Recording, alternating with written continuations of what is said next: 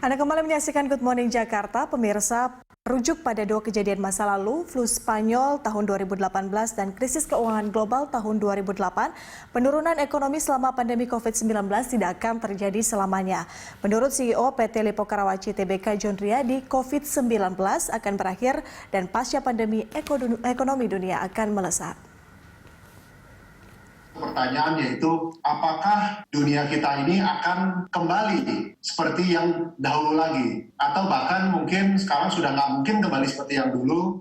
Di tahun 1918 terjadi satu pandemi global, di mana 5% dari penduduk dunia itu meninggal. Ini yang diketahui sebagai the Spanish flu. Mungkin kita juga pernah mendengar gitu ya. Bayangkan kalau 5% dari penduduk dunia itu meninggal di zaman sekarang ini, itu sama dengan 300 juta penduduk yang meninggal. Itu segitu hebatnya virus ini pada zaman itu. Jadi 3 juta itu kan hampir sama dengan populasi Indonesia ya, bayangkan. Jadi barangkali pada saat mereka melalui virus ini, pasti juga terjadi satu perasaan atau satu atmosfer yang begitu negatif, begitu pesimis, dan zaman dulu kan juga teknologi kesehatan nggak sebaik sekarang gitu. Tapi kalau kita melihat apa yang terjadi 18 bulan kemudian setelah terjadinya virus Spanish flu tersebut, justru dunia kita ini melihat 30-40 tahun ke depan itu terjadilah pertumbuhan yang begitu hebat di dunia itu. Barangkali kita semua ingat di tahun 2008 pada saat terjadinya yang disebut pada saat itu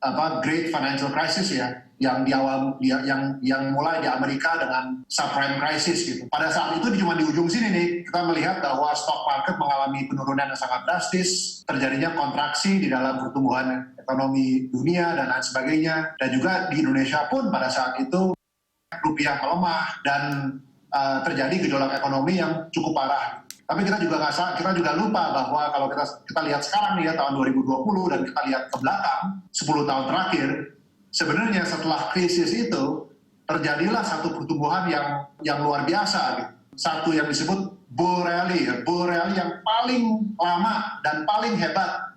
Jadi kita lihat di contoh dari yang pertama tadi yang setelah kejadian Spanish flu dan juga yang di kejadian yang di subprime tahun 2008 ini, kita lihat bahwa kejadian-kejadian yang mungkin pada saat kita melalui itu, kita merasakan sangat berat dan sangat negatif, dan seakan-akan dunia ini sudah mau berakhir dan nggak mungkin situasinya itu membaik.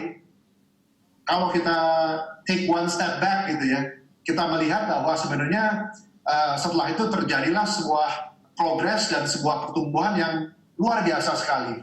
Ada satu quote yang mengatakan bahwa it is not the strongest of the species that survive, nor the most intelligent, but it is the one that is most adaptable to change. Jadi bukanlah yang paling kuat atau yang paling pintar yang survive, tapi yang paling responsif akan perubahan-perubahan di sekeliling kami. Jadi saya melihat dunia sekarang ini dengan begitu banyak perubahan, ini menjadi tantangan dan sekaligus peluang. Bagaimana kita mengambil kesempatan ini sebagai peluang untuk maju dan menjadi lebih baik lagi.